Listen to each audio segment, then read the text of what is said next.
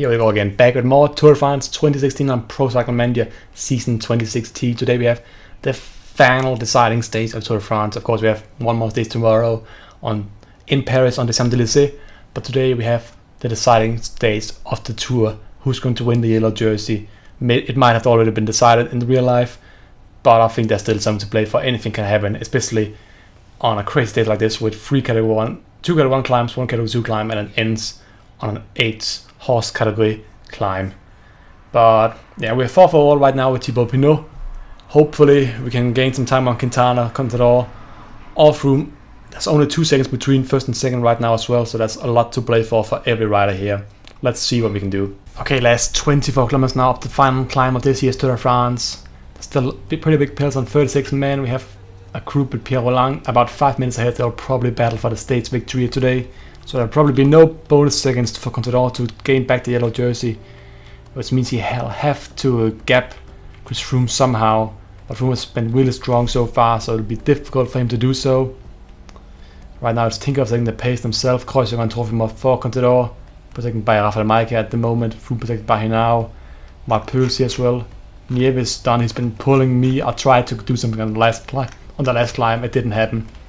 So yeah, it's just what's it called?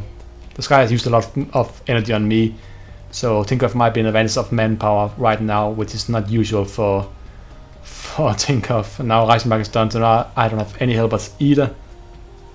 Froome sitting with Hinao as the only rider left now. Wow, I'm totally plugged in here, even though I'm going at my own pace.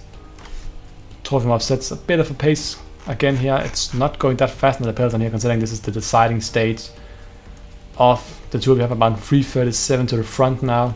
Van Gardner sitting down here, so is Kelderman. All the favorites should be close to the front at the moment. I'll increase the pace a bit here, I think. It's only 5.4 to the top. That's not a lot. And I think most riders here in this group has quite a lot of energy left here. It's only like 5% at this point here. It seems now, it's 10%. It's the 5 kilometers at the top. That's why it's going so slow right now. So now I'm setting the pace. I don't think I'll be able to drop anybody here. I'm trying to attack here. Got away a bit. But now, of course, I can't regain my attack meter again. At least unless I take my energy gel. Contador is now pulling Froome and Quintana up the climb. Valverde is stunned. Nibali has to close the gap up to Dan Martin now, otherwise Nibali will lose a lot of time to gain. Bardet is back here. Hinao, Mollema. There's the remainder of the breaker. Rolland is the only rider pretty much up front here. Froome now set himself at the beginning with Aru, with Contador, with Quintana. And they're up to me again now. I don't think there'll be many time gaps here. I think it'll just be pretty much a bunch finish, since no one seems to be that interested in working now.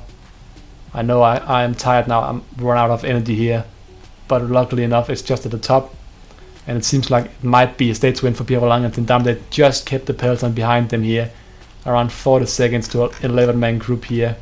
Dan Martin, but they just made it. I think Nibali has time trial skills enough to make it back up here as well, especially since no one is actually leading the peloton right now.